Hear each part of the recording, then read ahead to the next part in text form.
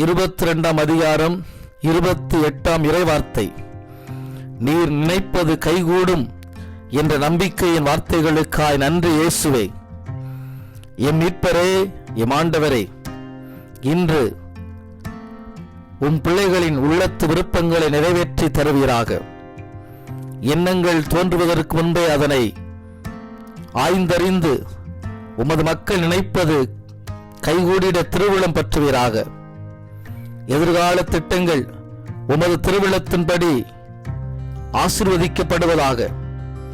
எண்ணங்கள், சிந்தனைகள், செயல்கள் அனைத்தும் நிறைவு பெற்று செழுமை அடையும் வளமை அடையவும் நீரே துணை புரிவீராக. நன்மைத்தனங்களால் ஆண்டவரை மகிழ பண்ணுவீராக. இயேசு கிறிஸ்துவின் இனிய நாமத்தில் மன்றாடுகிறோம் எங்கள் நல்ல பிதாவே. ஆமென், ஆமென், ஆமென்.